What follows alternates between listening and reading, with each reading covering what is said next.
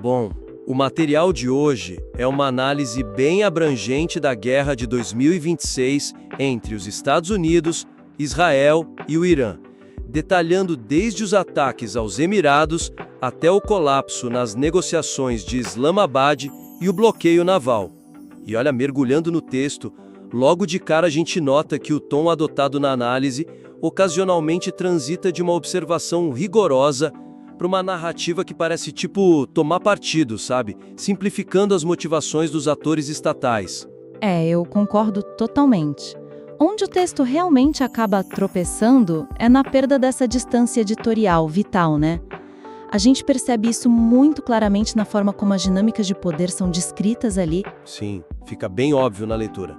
Tipo, quando o autor aborda a estratégia dos Estados Unidos e de Israel, ele adota uma linguagem muito focada na mudança de regime, o que é colocado num contraste direto com a perspectiva do Irã.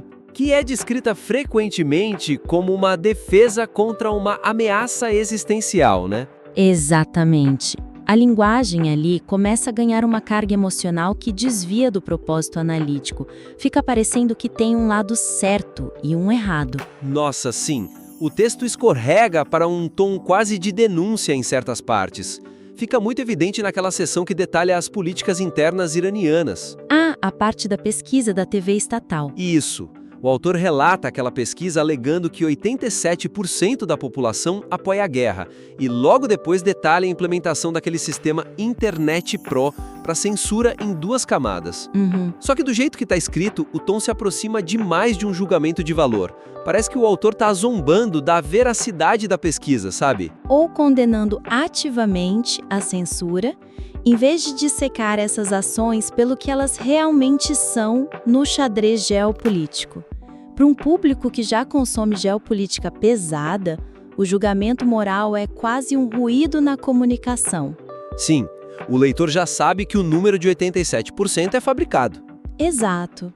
O que ele quer saber é o propósito mecânico dessa fabricação. A melhor saída para o autor aqui é recalibrar a linguagem para manter um distanciamento analítico neutro.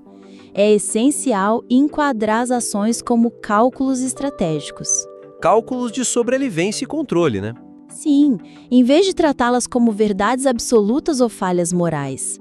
Precisamos tirar o autor do meio do campo de batalha e colocá-lo de volta na cadeira de observador. Perfeito. Mas me dá um exemplo de como ele pode reestruturar isso na prática. Bom, tem várias formas, mas só para dar uma opção entre muitas possíveis, em vez de declarar como um fato definitivo que a estratégia americana é de mudança de regime, o autor pode focar na mecânica da ação. Tá, e como ficaria a frase? Ele pode reformular para algo como a doutrina de coerção aplicada por Washington sinaliza uma busca por mudança de regime, enquanto a arquitetura institucional de Teherã é desenhada para resistir a pressões existenciais. Repara como a frase fica mais fria, né? Mais precisa. Fica com cara de relatório de inteligência, não de editorial de jornal. Perfeito, é bem isso. Outro exemplo concreto envolve a pesquisa dos 87%. Como a gente disse, em vez de usar um tom de escárnio, o autor pode dissecar o dado como uma ferramenta tática de sobrevivência do regime. Explicando como ela funciona na prática. Isso, como um mecanismo de controle de narrativa doméstica utilizado pela linha dura de Teherã, logo após aquele vácuo de poder gerado pelas perdas iniciais. E uma regra de ouro atribui afirmações fortes diretamente às fontes originais. Sim, eu lembro daquela parte dos Emirados Árabes Unidos. Quando o texto menciona que os Emirados não seriam chantageados por terroristas, isso não pode parecer a voz do autor de jeito nenhum. Tem que colocar o ministro das Relações Exteriores na frase. Exatamente, usar aspas e deixar a retórica pesada no colo do diplomata. Tá, eu entendo perfeitamente o valor dessa neutralidade diplomática no texto. Mas olha, eu preciso fazer o papel do advogado do diabo aqui e te provocar um pouco. Manda. Será que essa busca por uma, objetividade pura não corre o risco de mascarar o custo humano real, visceral mesmo, que essa crise causou? Como assim? Porque uma das partes mais fortes da pesquisa é quando ele detalha que a guerra reduziu o salário mínimo no Irã para cerca de $104 mensais. Tem aquele trecho que descreve as pessoas simplesmente não conseguindo comprar ovos no mercado. É um trecho pesado. Pois é. Se a gente neutraliza tanto a linguagem e remove qualquer indignação, não corremos o risco de higienizar a tragédia? O texto não vai ficar apático ou até robótico? Olha, esse é o dilema clássico na edição de qualquer material que lide com conflitos humanos. Mas a resposta curta é não. Não? Não. E a explicação mecânica para isso é fascinante, sabe? A verdadeira força de um argumento analítico não vem dos adjetivos que o autor empilha na página.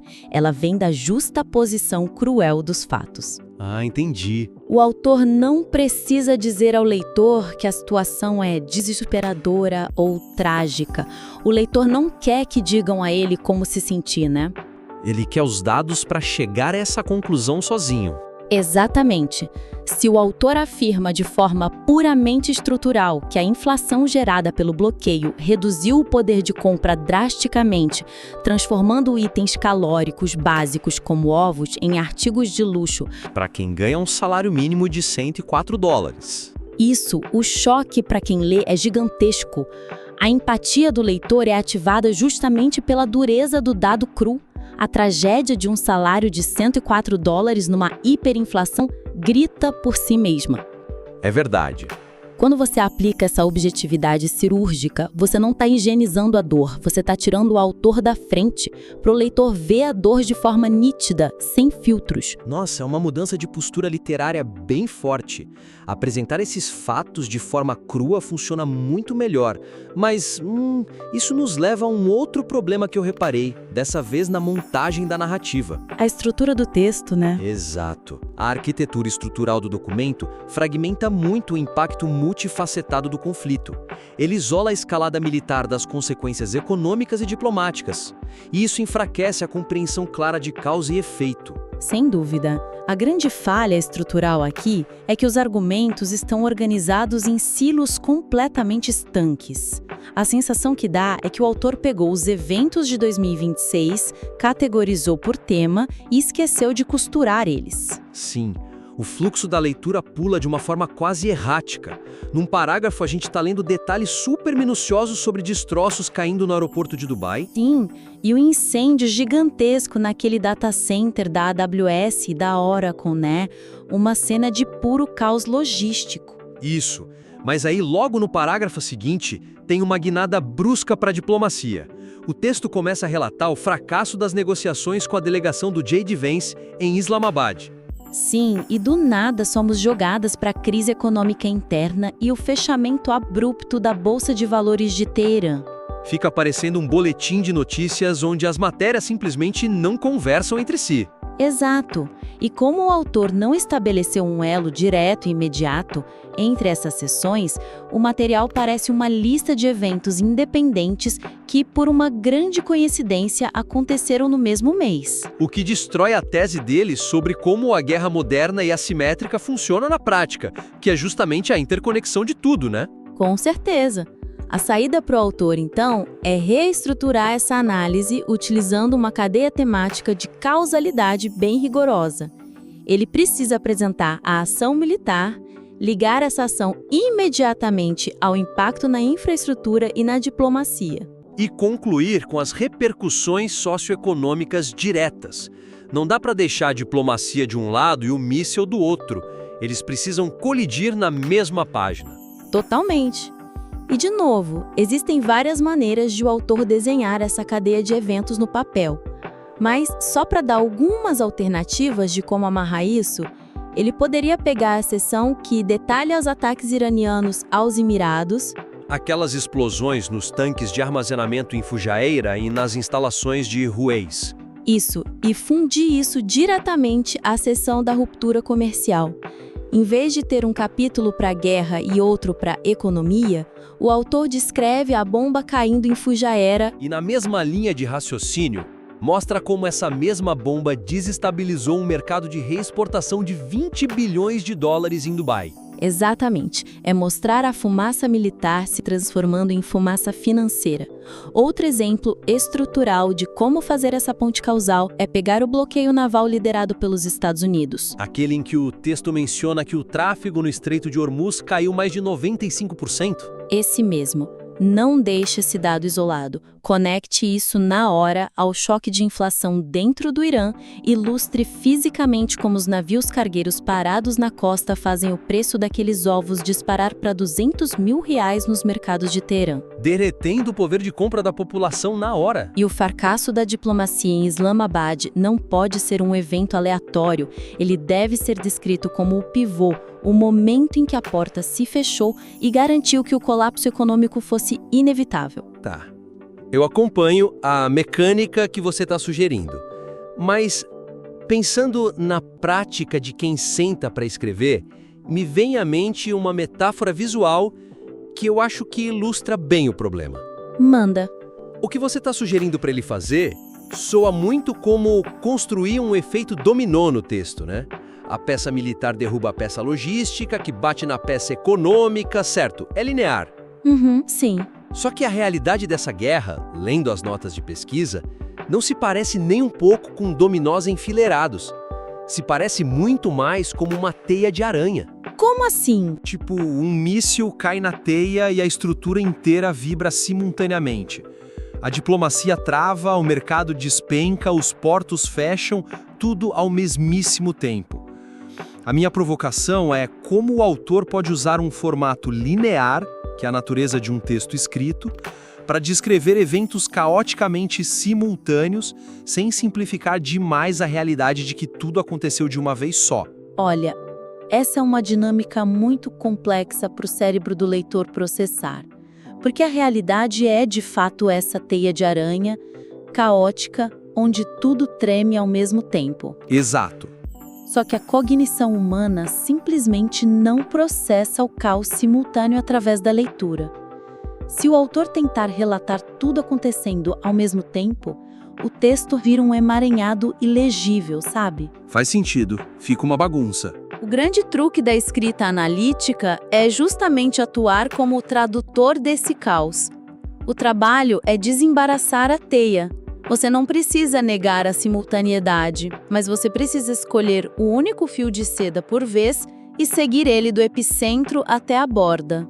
Tá, mas como seria isso na prática da reescrita? Como ele faz isso? Você estabelece o evento central e avisa o leitor que vai explorar as frentes uma a uma. O autor pode escrever algo como: quando o ataque atingiu a infraestrutura de Fujairah, as repercussões foram simultâneas em 3 frentes. Primeiro, seguindo o impacto logístico. Ah, e aí o texto detalha a questão dos navios e do mercado. Isso. E depois o autor puxa o leitor de volta para o epicentro, paralelamente na frente diplomática e aborda a falha de Islamabad. O efeito dominó não é uma simplificação da realidade, ele é um dispositivo literário necessário para tornar a teia compreensível. Entendi. O erro do manuscrito atual não é faltar informação, é descrever vibrações isoladas na teia sem nunca guiar o olho do leitor para mostrar onde esses fios se cruzam no centro. Exatamente. Bom, isso organiza brilhantemente a causalidade no espaço e no tempo imediato da guerra. Só que tem um outro ponto. Mesmo se o autor conseguir amarrar perfeitamente a queda do míssil com o colapso da bolsa na mesma semana, a análise ainda parece meio que flutuando no vácuo se a gente ignorar as raízes desse conflito. Ah, a questão do contexto histórico, né? Isso. O texto perde a oportunidade de ancorar as tensões territoriais e diplomáticas atuais em seus precedentes diretos. Ele ignora eventos históricos fundamentais que moldam de fato o comportamento dos atores no Golfo. Pia cronológica. Existe um risco enorme quando você foca toda a sua atenção apenas na pólvora que acabou de explodir e esquece de analisar o barril no qual ela estava armazenada por décadas. Perfeita analogia. A fraqueza do texto nessa área é que ele está 100% mergulhado na cronologia recente. É uma análise focada em 2026, claro, acompanhando a guerra balística e as retaliações imediatas. Só que o autor gasta muito tempo descrevendo o extremo grau de desconfiança e hostilidade entre os Emirados e o Irã. Sim, ele relata retaliações diplomáticas pesadíssimas e muito rápidas. Tipo, a revogação mútua de 1.200 vistos de residência, prisões de operadores de câmbio em Dubai, Fechamento sumário de escolas iranianas. Exato. São reações de um nível de agressividade que vão muito além de um simples dano colateral de um ataque ao aliado americano. Com certeza. O texto descreve os sintomas dessa agressividade de 2026 de forma impecável. Mas ele falha muito em não mencionar a ferida aberta da disputa de soberania territorial que começou lá em 1971. Nossa, verdade. Sem esse lastro histórico, as reações extremas dos Emirados que o autor lista parecem apenas um pânico de Estado momentâneo, e não uma resposta altamente condicionada por mais de 50 anos de uma disputa territorial mal resolvida. Para injetar essa densidade, a sugestão seria inserir breves âncoras de contexto histórico bem no início daquelas sessões que detalham os conflitos bilaterais específicos, né? Explicar o porquê dessa animosidade sistêmica que a guerra recente só exacerbou. Sem transformar o texto numa enciclopédia, claro, mas colocando marcadores no tempo. Sim, me dá os exemplos de como ele pode pensar esses eventos passados para dar peso ao presente. Tem vários modos. Só para a gente visualizar algumas opções quando o texto relata que o Irã exigiu formalmente reparações de Abu Dhabi, acusando os Emirados de permitirem o uso do espaço aéreo pelos jatos dos Estados Unidos. Essa é a brecha perfeita, né? Exato. O autor tem que inserir um parágrafo conectando essa paranoia de invasão de espaço aéreo em 2026 diretamente à tomada militar iraniana das ilhas de Abu Musa e das ilhas Tumb, em 1971. Logo depois que os britânicos se retiraram da região, mostrando que o ressentimento é antigo. Isso mesmo. E um outro exemplo vital para a edição, ao debater por que os Emirados responderam fechando o cerco sobre as rotas de exportação de forma tão severa, o texto precisa evidenciar que Abu Dhabi não vê os ataques iranianos recentes só como um tropeço da guerra de Washington. Eles enxergam as explosões como a continuação de um expansionismo que ameaça a soberania deles há meio século. Exato. Colocar 1971 na mesa muda completamente a gravidade com que o leitor interpreta as sanções de 2026. Deixa de ser um atrito tático e passa a ser uma luta por sobrevivência territorial histórica. Olha, eu concordo que essa camada histórica traz um peso inegável para a análise. Mas, me colocando no lugar do autor agora, a gente sabe que quem consome esse tipo de texto sobre crises modernas quer dinamismo, né? Ao adicionar uma aula de história de 50 anos sobre a disputa de 3 ilhas pequenas lá no Golfo Pérsico, o autor não corre um risco seríssimo de desacelerar o ritmo da narrativa? É um texto urgente sobre uma guerra explosiva no agora de 2026. Sim, com mísseis balísticos e porta-aviões. Exato. Se a gente manda o leitor de volta para 1971, a gente não quebra o ritmo e dilui a tensão dramática da geopolítica atual. Essa é talvez a armadilha de roteiro mais comum na qual pesquisadores caem, sabe? Eles acham que contexto histórico exige volume de páginas.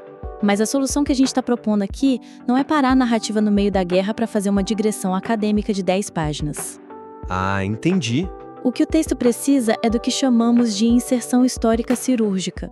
Você não para a história de 2026, você a qualifica enquanto ela acontece. Tá, mas como a gente injeta 50 anos de história sem quebrar o ritmo, na prática? Através de uma única frase muito bem construída que ancora o passado na ação presente. Em vez de abrir um capítulo chamado O Contexto de 1971, o autor insere o passado no meio do parágrafo de ação. Me dá um exemplo. Algo como, quando os drones iranianos atingiram a infraestrutura portuária, Abu Dhabi reagiu não apenas à ameaça do fogo imediato, mas acionou o trauma histórico de 1971, relembrando que as forças iranianas são capazes de anexar territórios vizinhos pela força.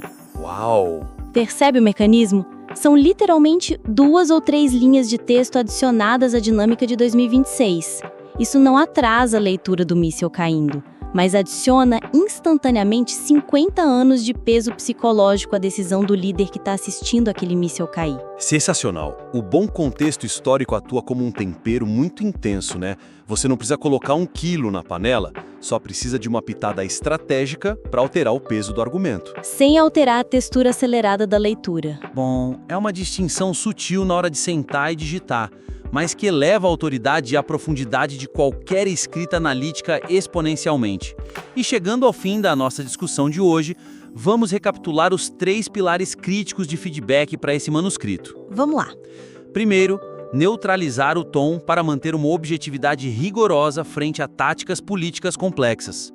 Em vez de condenar a censura ou zombar de pesquisas estatais, disseque-as friamente como cálculos de controle narrativo. Deixe os fatos crus, como a inflação dos alimentos, gerarem a emoção no leitor. Exato. E o segundo ponto é reestruturar o fluxo ligando causalmente as ações militares ao colapso socioeconômico. Não deixe a economia e a diplomacia flutuarem isoladas do campo de batalha. Use a diplomacia falha como pivô para amarrar o míssil que cai nos Emirados diretamente ao preço do alimento em Teherã, organizando a teia de aranha em linhas de dominó legíveis. E terceiro, injetar contexto histórico cirúrgico.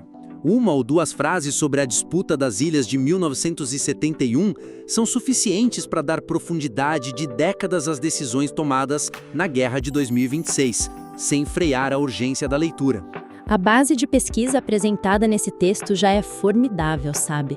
Há uma quantidade absurda de levantamento tático e econômico sobre um cenário geopolítico brutalmente volátil.